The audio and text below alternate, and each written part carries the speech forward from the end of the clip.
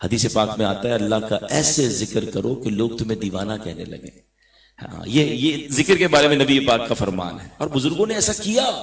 اب دیکھیں نا آپ سارے یہاں کسی گاڑی میں آتے ہوں گے, کوئی بس میں آتا ہوگا, کوئی اپنی پرائیویٹ ٹرانسپورٹ پر آتا ہوگا.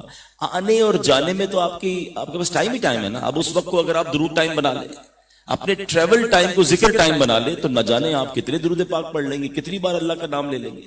تسبیح ساتھ رکھیں اور ذکر الہی کی عادت ڈالیں. پھر آپ اس کی برکتیں جو دیکھیں گے نا اپنی لائف میں, آپ انشاءاللہ ٹینشن فری ہو جائیں گے, ریلیکس موڈ میں آ جائیں گے, بیماریاں دور ہونا شروع ہو جائیں گی, رزق میں برکت الگ, یہ سارے بینیفٹس الگ ملیں گے انشاءاللہ.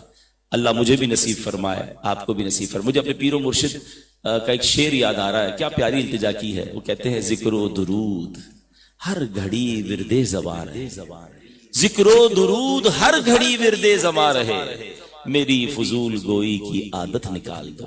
اللہ کرے ہماری عادت نکل جائے. محبت کے ساتھ درود پاک پڑھ لیجئے. صلو علی الحبیب صلی اللہ تعالی علی محمد صلی اللہ علیہ وسلم. آج جو مجھے موضوع دیا گیا ہے, سبحان اللہ, سچی بات تو یہ کہ یہ موضوع ایسا ہے, یعنی نبی پاک علیہ الصلوۃ والسلام کی سیرت پر اگر کسی کو کلام کرنا ہے تو لکھنے والا بھی جو ہے وہ پریشان ہو جاتا ہے, بولنے والا بھی حیران ہو جاتا ہے کہ بات کیسے کروں. سچی سب سے پہلی بات تو یہ ہے کہ نہ اوقات ہے نہ الفاظ ہے.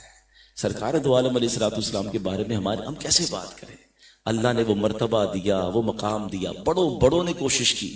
بریلی کے تاجدار امام عشق و محبت نے قلم اٹھایا اور کوشش کی کہ نبی پاک کے لیے کوئی سوٹیبل ورڈز تلاش کر لو. جو میں کلام کے اشعار بتاؤں گا آپ کو, پڑھوں گا آپ کے سامنے, اگر آپ غور کریں نا تو وہ اعلیٰ حضرت اس پورے کلام میں ریسرچ موڈ میں نظر آتے ہیں کہ what I can say about رسول پاک علیہ السلام, which word is suitable for him. لکھتے ہیں سرور کہوں کہ مالک و مولا کہوں تجھے. سوچ رہا ہوں کہ کیا لکھوں. سرور کہوں کہ مالک و مولا کہوں تجھے, باغ خلیل کا گل زیبا کہوں تجھے, اللہ رے تیرے جسم منور کی تابشیں, اے جانے جاں اے جانے جامع تجلا کہوں تجھے.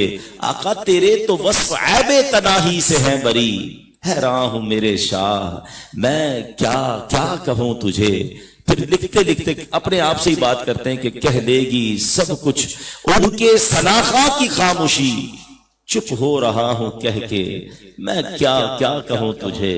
پھر آخر فارمولہ یہ سمجھ آیا کہ کہنے کو کچھ مل تو نہیں رہا, ہاں ایسا کرتا ہوں لیکن رضا نے ختم سخن اس پہ کر دیا, خالق کا بندہ خلق کا آقا کہوں تجھے. تو نبی پاک کی شان تو ایسی ہے.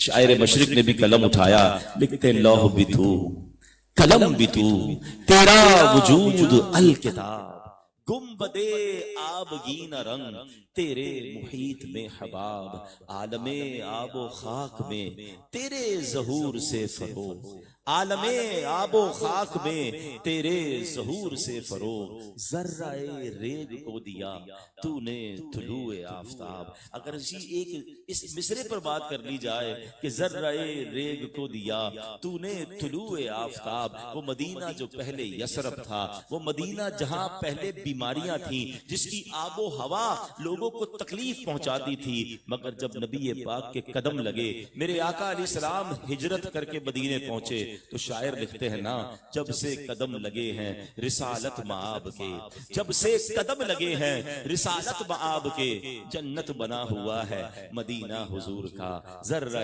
ریگ کو دیا تو نے طلوع آفتاب. جس نے نبی پاک سے نسبت پائی وہ زمانے کا امام بن گیا, ان کے جو غلام ہو گئے وقت کے امام ہو گئے, نام لیوا ان کے جو ہوئے ان کے اونچے نام ہو گئے.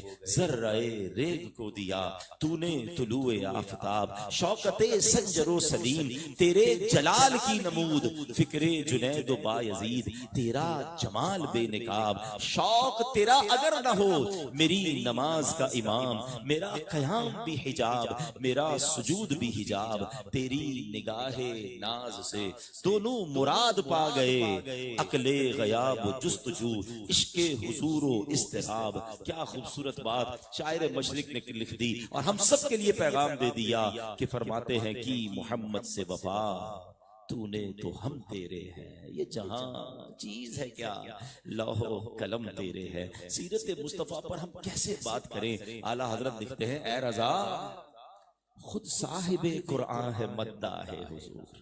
مجھے اور آپ کو بدعت ہم کیسے کر سکتے ہیں؟